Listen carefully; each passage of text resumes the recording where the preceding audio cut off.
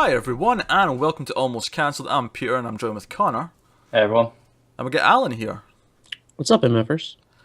We're going to talk about 11/22/63, Season 1, although it's a mini-series, so just series entirely. It's Episode 2. The episode's called The Kill Floor. Full spoilers for this episode. Not for the book, though, because we've not read the book, so just spoilers for the show up until this point. Alan, you weren't here for the last review of this, but you had very similar feelings to us, I think, for the most part, which is looked very good. Was a mostly pretty good first episode. Had a lot of promise. Do we feel like episode 2 continued that feeling? Alan, I'll let you chime in first.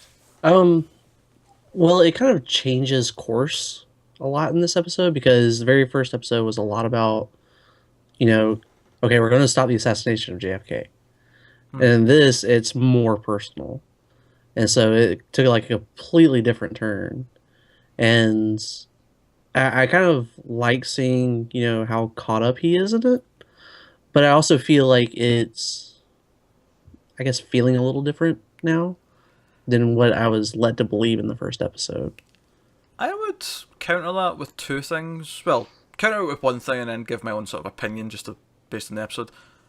I'd counter that by saying they did set this up at the end of the last episode. Right. But I mean, like, overall, yeah. it seemed strange for the entire episode to be about this. But I would say that I actually like that it does that. I like that, because stopping the assassination of JFK is such like a big high concept, we're going to completely alter history thing. I like that early on in the show it becomes more about focusing on something a lot simpler. And it's just, one guy murdering his family, and he cares because he's got a personal attachment to someone who's involved with this, and he's going to try and stop this. I liked how more simple and like low key that is. Not that, dramatically speaking, someone murdering their family is quite a big deal, but in terms comparatively. Comparatively, in terms of concepts, it's a lot smaller and personal. I think that's going to be the point, because obviously it feels like he's going to go back to present day soon, and he'll see what's changed from this one smaller event, and then kind of realize how much might have changed with it actually being Kennedy. Because like the difference of one family to something that affected the whole world sort of thing could be quite a staggering difference, you'd assume. Right. Yeah, possibly. It might go back to present day. Although we'll talk about what the end of the episode actually sets up in terms of what's going next. But I dare say I liked this more than the first one, I think. Partly because it was a bit more focused. If I have any complaints, it would be... Well, it's not even so much a complaint. I would say this one felt a little bit slightly more pulpy. And what I mean by that is mainly when they're introducing the dad character, the soldier from Transformers, is what I'm going to refer to him as. Josh Duhamel. Josh Duhamel, there you go. When they were setting him up in the bar and all that, and then when they take him down to the kill floor in the slaughterhouse, I'm like, this is almost a little... Like, the show feels so sort of filmic and grounded, and this didn't take me out of it, but it felt a little bit more... not mustache twirling villain, but, just a more sort of... It felt more horror movie. Yeah, like it went a bit more... I don't want to say comic booky, but just... It has that throwback to another time sort of feeling. Yeah. Which kind of is appropriate, I suppose, considering it's in the 60s, but it still feels weird in comparison to last week. Speaking of comic books, I like the touch of having the comic rack, and now I'm sure there's some hardcore like comic fans who know that that issue didn't come out until 1961, right? Fair play, but for most of us, they look like old comic books. I did like how they were all DC comics because Marvel hadn't got started by that point. So I thought that was a good point. I noticed they were all DC, and I just assumed that they'd made a deal with Warner Brothers, and that's why they were all DC. But that's actually a very good point. I didn't even think of that. Yep. But no, I think that Josh Duhamel's character kind of definitely feels like a Stephen King sort of villain because he's kind of in your face. He's got problems. Feels very kind of like dirty, And Stephen King does a good job of expressing those kinds of traits and characters and whatnot. And I thought it was interesting the way that they went about resolving the issue with, him dying at the end and everything and being strangled, because we don't really, well, at least I didn't really see that in James Franco's character. Nah, me neither, and I think that's why I like the moments after it when he goes out and he's out in the rain, and like, Yeah. all his sort of dealing with the fact that he's just killed someone. I actually really like all that stuff. Yeah. Yeah, that was really interesting. I think that the biggest problem for me though was, he goes out into the rain and everything, and then he sees the guy with the piece of paper and Mm. everything, and it feels like that character is being kind of like shoved in to the plot, because like you first see him whenever he goes into the bar, and he's just the bartender, and then later on, like they kind of like shove him in as like, he killed my sister because he was married a long time ago, blah blah blah, exposition, exposition, exposition, and it feels just kind of like shoehorned in, you know. Yeah, yeah. I mean, I'm cool with someone like finding one of these things from the future and being like, "What the hell's this?" Yeah, yeah, Explain this. Like, I'm cool with that aspect of it. Yeah, I agree that you kind of like they tried to make him, I guess, more important before that. Like, I think just seeing him watching, and then like that would have been enough, so that when he finds that's what that would explain why he's following him. Um, the extra detail that he was married to his sister and whatever. It was just to give him relevance to this episode Yeah. rather than next episode. Yeah, right. that felt a bit extraneous. I'll agree with that. Yeah. But I did think it was weird at first. The whole speech from the guy that he was staying with about his time in World War Two when he killed a teenager. At the time, I thought this is really weird and taking a right, and it makes sense in hindsight because later on, Franco's going to have to kill someone, and Yeah.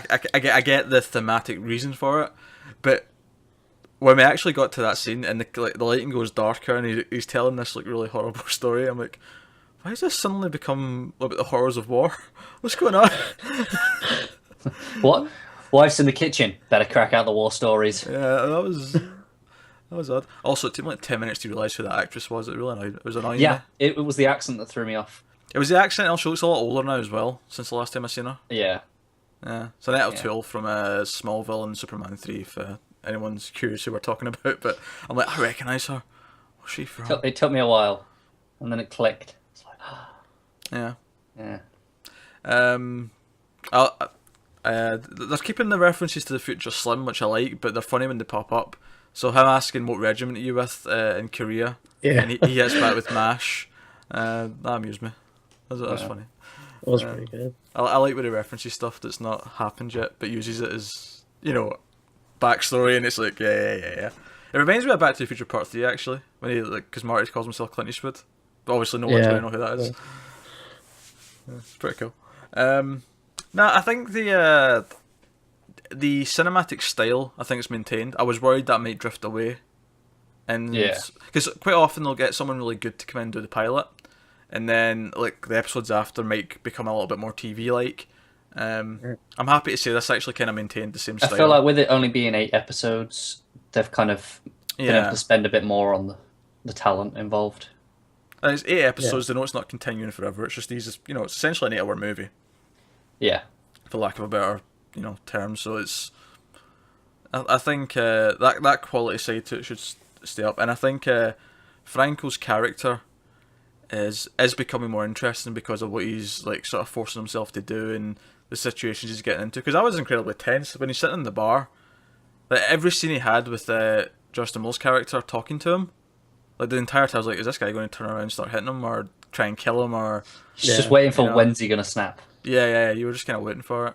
Yeah. And I like that when he is like confronted with the you came to give these tickets to my wife, blah blah blah, and he's like, you're trying to fuck my wife. I like that to cover up the fact that he can't really tell him the truth. He just says, yeah, that's what I was trying to do, but It's like, yeah, you got me. yeah, that's the that's the easy lie to go with. I like that. I like that. No, I'm still enjoying the show. Like I'm into I it. am too. In terms of direction, there was one thing that stood out weird. It's when they kill the cow, and Yeah. then it never shows like anything of the cow, but it like really like focuses on just the other side of the room where they are, and it felt like too much focus on that side of the room, because before it was kind of flipping back and forth, Right. Yeah, and then it felt like they didn't want to show anything, even like a mashed prop or anything like that. yeah, there was a moment in the war speech where the camera focused on a glass that was sitting on the table for like a good 20 seconds. Yeah. You know, it felt like a long time. A couple of oddities, but I feel like for the most part the direction's been fairly on point. Yeah, it was just a couple of moments that just took me out of the show for a minute and just felt off. We didn't get any of that guy who was the embodiment of time personified this week. The yellow card disappointing. man. Yeah, the yellow card man. We'll get back to I'm that. I'm imagining that he's got more to do with JFK specifically. Yeah, maybe. Yeah. Because like it seems like the bartender character is kind of like taken over that role sort of, because he's the one that deals with the time travel aspect, because Franco's character admits that he's been to the future and all this stuff and he's come back to the past. So it feels like he's kind of like taking that role for Yellow Card Man in this episode. Interesting. Just in a less creepy way. Yeah. Yeah, so I'm sure next week will be the fallout of how this one ends, which is that bartender asking questions about the future, or something to that effect, because he's found this paper. I hope they have some fun with trying to explain some like futurisms, like his phone or something like that. Just something as well as just the fact that he's from the future. Just have a bit of fun with it. Yeah, no, I mean, yeah, they could do. I think that's what I like about this, is it can get dark and sinister, and it can get tense and cinematic, but it does have some fun moments at times as well. In the last week, they had the song with the bird and the phone as a distraction. Yeah. Like, that was a nice little fun touch. Like they're not shoving these references to the future and like this whole fish out of water stuff too much. It's not like really in your face, but they're just like peppering it throughout. Yeah, but I'd like it if, like, with this guy, now that he doesn't have to hide that he's from the future around him, he kind of, a few extra things slip out when it's just the two of them. Yeah, because I mean, there was the MASH one, but there was also in this episode there was the Gatorade when he goes to Yeah. because he's at the pharmacy trying to get some stuff. Mm. Then the guy's just like, "Oh, eat whites." I'm like, medicine's got some ways to go. Then as it in the 60s.